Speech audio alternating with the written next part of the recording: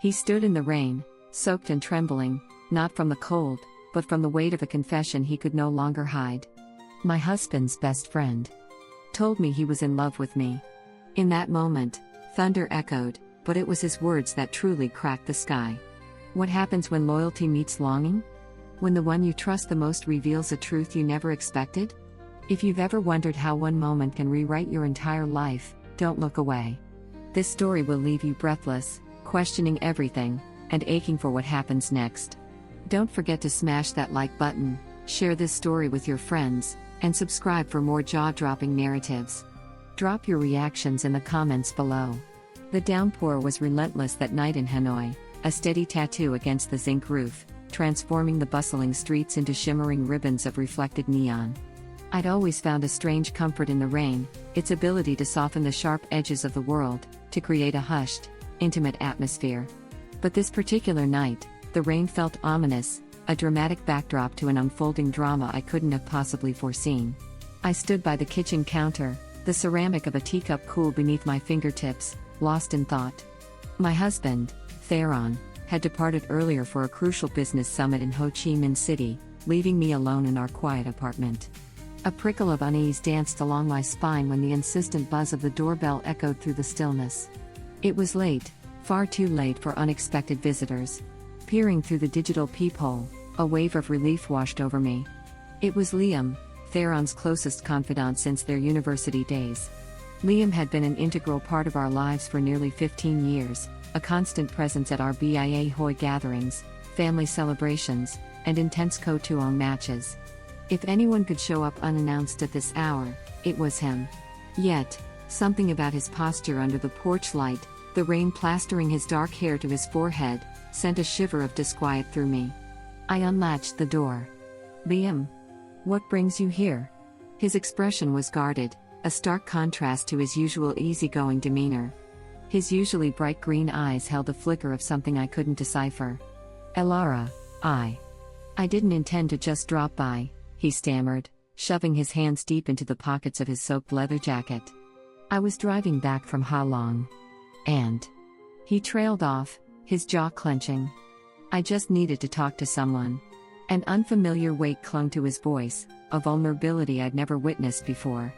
Liam, the life of every party, the master of witty banter, stood before me, uncertain and hesitant. It made my stomach churn with a premonition of trouble. "Come in, Liam," I said, stepping aside. He hesitated for a fleeting moment before crossing the threshold. As he shrugged off his dripping jacket, I noticed the subtle slump of his shoulders, as if he carried an invisible burden. "Let me grab you a towel," I offered, turning towards the hallway closet. When I returned, he stood in the living room, his gaze fixed on the rain-streaked window, lost in a private world of contemplation. I handed him the soft cotton, and he murmured a quiet thanks, running it absently through his damp hair. "Coffee?" I asked, trying to cut through the palpable tension that filled the apartment. He nodded, and I busied myself in the small kitchen, grateful for a task to occupy my anxious thoughts. As the rich aroma of Vietnamese coffee filled the air, the silence between us thickened, heavy with unspoken words. I debated whether to press him or wait for him to break the silence. Finally, as I placed a steaming mug in front of him, he exhaled sharply, the sound raw and unsteady. "Elara," he began, his fingers tightening around the warm ceramic, "I've been holding on to something for so long. And I don't think I can anymore." I sat opposite him, my own stomach clenching into a knot of apprehension. "What is it, Liam?" He hesitated, his gaze fixed on the dark liquid in his mug, as if it held the key to his turmoil. Then, in a low, almost fractured voice, he uttered 3 words that ripped through the quiet intimacy of the rainy night: "I'm in love with you, Elara." The words hung in the air between us, a silent explosion despite the rhythmic drumming of the rain against the windows. I blinked, my breath catching in my throat. Of all the confessions I might have imagined on this solitary night, this was the furthest from my reality. For a fleeting moment, I wondered if the relentless rain had somehow distorted his words, played a cruel trick on my hearing. But the raw, unguarded intensity in his blue eyes left no room for misinterpretation. "Liam," I began, but the words caught in my throat, a jumbled mess of disbelief and confusion. "I know," he cut in, shaking his head, a wry, self-deprecating smile twisting his lips. I know how this sounds. I know what this means. But I can't pretend anymore. A wave of heat flushed my face, a bewildering mix of shock and something else, something I didn't dare to name. Liam had always been Theron's best friend, our steadfast companion. I had never considered, never allowed myself to even entertain the possibility of anything beyond that platonic bond. Have you been drinking? I blurted out, grasping for any logical explanation. He let out a humorless chuckle. No. I almost wish I could blame it on the row. I wish this was something I could dismiss tomorrow, but it's not. It's real, Alara. I swallowed hard, my fingers instinctively gripping the edge of the wooden table. Liam, you can't just say things like that. I have to, he insisted, leaning forward, his gaze intense. Because it's the truth. And I don't expect anything from you, I swear. But I needed you to know. Because pretending doesn't make it any less real. I shook my head, the blood pounding in my ears, a frantic rhythm against the backdrop of the rain. This was too much, too sudden. My marriage with Theron, while not always a fairy tale, was built on years of shared experiences, comfortable routines, a solid foundation. Liam's confession was a seismic tremor threatening to shatter that stability. I don't know what you expect me to say, I stammered, my voice barely a whisper. Don't expect anything, he repeated, his voice laced with a quiet desperation. But I couldn't keep it locked away any longer. The air crackled with unspoken emotions, thick and heavy. I could see the raw longing in his eyes, the quiet desperation of someone who had suppressed a powerful secret for too long. And in that moment, a flicker of something stirred within me, a faint echo of a feeling I had long buried, a connection I had subconsciously registered but deliberately ignored. Acknowledging it, however, would unravel everything. And I wasn't sure I was ready for that unraveling. The silence stretched, taut and unyielding, punctuated only by the relentless drumming of the rain and the rhythmic ticking of the antique wall clock in the hallway. I felt as if the very air had been sucked from the room, my mind racing, trying to process the weight of Liam's unexpected confession. I shouldn't have said anything, he muttered, running a weary hand over his face. I've probably ruined everything. I shook my head slowly, though I wasn't even sure what I was denying, his words, the truth behind them, or the unsettling effect they were having on me. My heart hammered against my ribs, a frantic bird trapped in a cage. No, I whispered, you haven't ruined anything. His gaze snapped up, searching my face with an intensity that made me feel exposed. Then say something, Alara. Anything. I swallowed, the weight of the moment pressing down on me. Liam. You're Theron's best friend. You've been in our lives for so long. I never thought you felt this way. He let out a low, humorless chuckle. That's because I never let you see it. I buried it for years. Do you know how hard that's been? His voice was quiet, yet laced with a raw emotion that resonated deep within me. His fingers tightened around the coffee mug, his knuckles white. I had no ready response. My instinct was to tell him he was mistaken, that his feelings were misplaced, a trick of the late hour and the melancholic rain. But that would be a lie. I had caught his lingering gazes before, the way his eyes sometimes held mine a fraction too long, as if trying to memorize some unseen detail. I had simply chosen to ignore those fleeting moments, to categorize them as nothing more than the affection of a close friend. I exhaled slowly. Liam, I love Theron. I know, he said softly, a faint, sad smile touching his lips, though it didn't reach his eyes. That's why I never said anything. That's why I told myself I could live with it. But lately, Alara. I don't know. It's getting harder. I pressed my fingers to my temple, trying to clear the sudden fog in my mind. Why now, Liam? Why tell me this tonight? He hesitated, then sighed, a sound heavy with regret. Because I saw you at the show earlier today. You were laughing at something the vendor said, and for just a second, you looked so genuinely happy. And I thought to myself, what if that had been my life? What if I had told her sooner? A sharp pang resonated in my chest. Liam, I whispered, my voice thick with emotion. He offered a self-deprecating smile. I know it's selfish. And I don't expect you to feel the same way.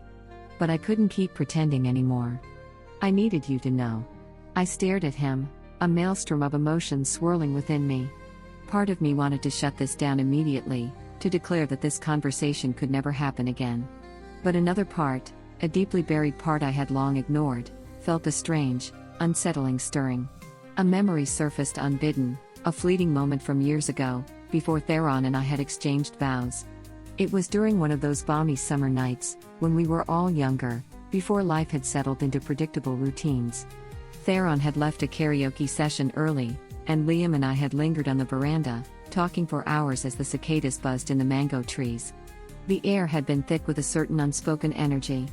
Nothing had happened, no explicit words exchanged, but I vividly recalled the intensity of his gaze that night. Had I even registered a flicker of something back then? Had I, too, buried a nascent feeling? I shook my head slightly, as if trying to dislodge the weight of my own resurfacing thoughts.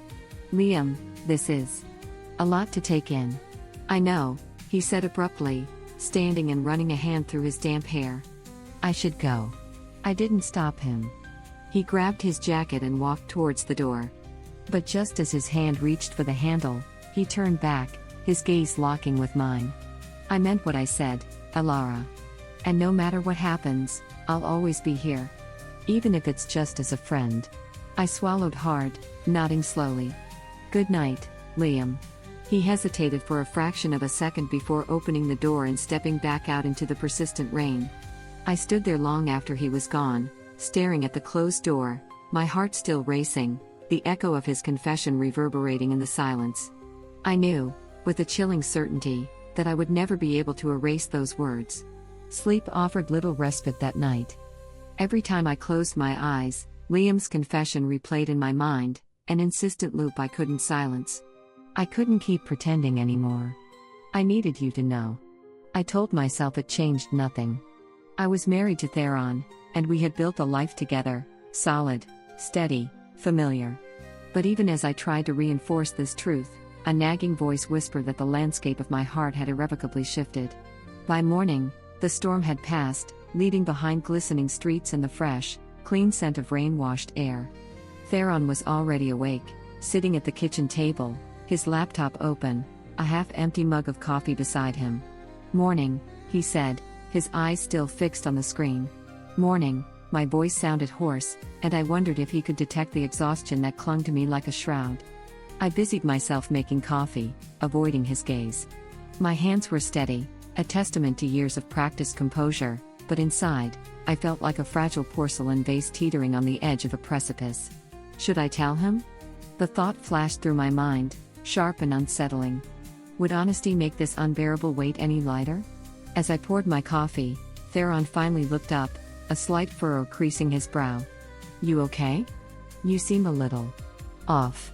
I forced a small smile, a practiced mask. Yeah, just didn't sleep well. He nodded, already his attention drifting back to his emails. It was so typical, so routine, and yet, for the first time, I felt an invisible wall between us, a subtle shift in the familiar dynamic. And I hated it. I spent the rest of the day in a state of anxious distraction, running errands, answering emails, even calling my mother just to hear a familiar voice. But no matter how I tried to occupy my mind, my thoughts kept drifting back to the previous night, to the raw vulnerability in Liam's eyes, the tremor in his voice, the unsettling way my own heart had reacted, a traitor within my own chest. By late afternoon, I knew I couldn't avoid the inevitable. I grabbed my phone, my fingers hovering over Liam's contact. After a long moment of internal debate, I finally typed a short message, "Me, can we talk?" The three little dots appeared almost instantly, followed by his immediate reply, "Liam, of course. When and where?" Staring at the screen, my stomach twisted with a mixture of trepidation and a strange sense of inevitability. Meeting him felt like crossing a forbidden line, yet I also knew I couldn't leave his confession hanging in the charged silence of the previous night. Me, the park. 6 p.m. Liam, I'll be there. The park was quiet when I arrived, the air cool and crisp after the rain, the grass still damp beneath my sandals. I spotted Liam near a familiar Fuing Vi tree, his hands shoved deep in his pockets, his expression unreadable in the fading light. As I approached, he offered a small, tentative smile. "Hey. Hey, I replied, sitting down on the bench beside him, maintaining a careful distance. For a long moment, neither of us spoke, the silence stretching, thick with unspoken words. Then, I took a deep breath. Liam, I don't know what to say. He nodded, his gaze fixed on the small, still pond nearby. I get it. I looked down at my hands, twisting them nervously. You caught me completely off guard last night. I mean, I had no idea. I never wanted to, he said quietly, a sigh escaping his lips. I never planned to say anything, Alara. But when I did, it felt like I could finally breathe after years of holding it in. I turned towards him, searching his face. Why now, though? Why not before Theron and I got married? Why not when it could have made a difference? His lips pressed into a thin, tight line. Because back then, I thought I could handle it. I thought I could be your friend, and nothing more. But over time, it just got harder. And lately, I don't know. Maybe it's selfish, but I couldn't keep pretending. I closed my eyes for a brief moment, the weight of his words pressing down on me. You know this changes things, right? He nodded, his gaze unwavering. I know. I swallowed the lump in my throat. Liam. I love my husband. He exhaled softly, a hint of sadness in his eyes. I know. And I can't. I won't do anything to hurt him. He gave me a small, sad smile. I'd never ask you to. I looked away, my own heart heavy with a confusing mix of emotions. Then, where does that leave us? He was quiet for a long time before finally speaking, his voice barely above a whisper. That's up to you, Alara. Part of me wanted to declare that nothing had changed, that we could somehow rewind time and return to the comfortable familiarity of our previous dynamic. But deep down, I knew that was a lie. Something had shifted, a subtle but significant earthquake in the landscape of my relationships. I wasn't sure what it meant for the future, but I knew that after this night, I would never look at Liam in quite the same way again. And that realization, in itself, was terrifying. The drive home was shrouded in silence, the weight of my conversation with Liam pressing on my chest like a physical burden. My mind was a chaotic whirlwind of guilt, sadness, and a nascent emotion I wasn't yet ready to confront. I had spent years believing I had a firm grasp on my life, my marriage, my friendships. But the events of the past 24 hours had shaken the very foundations of my perceived reality. By the time I pulled into the driveway, the sky had deepened to a velvety indigo, and the warm glow of the house beckoned. Theron was home. I hesitated for a moment before stepping inside, the familiar scent of his sandalwood cologne a comforting anchor in the swirling chaos of my thoughts. The muted sound of the television drifted from the living room. He was sitting on the couch, relaxed, a Saigon special in his hand. Hey, he said, glancing up at me. Where were you? The question was casual, yet I felt a sudden flicker of unease. I had nothing to hide, and yet I hesitated. I went for a walk in the park. It wasn't a lie, but it wasn't the whole truth either. Theron nodded, not giving it a second thought, his attention already back on the screen. Long day. Yeah, I exhaled, the single word carrying a weight of unspoken complexities. He patted the cushion beside him. Come sit with me. I walked over and sat down, feeling the familiar warmth of his presence next to me. For a moment, we simply sat in comfortable silence, the drone of the television filling the space between us. And that's when it hit. Is that end? Yes, the story ends there. The final paragraph concludes with Alara sitting beside her husband, Theron, reflecting on the events and realizing that despite Liam's confession and the stirring of past feelings, her heart ultimately belongs to her husband. The narrative emphasizes the choice she makes to stay in her marriage. The phrase "the end" at the very end of the provided text also explicitly indicates the conclusion of the story.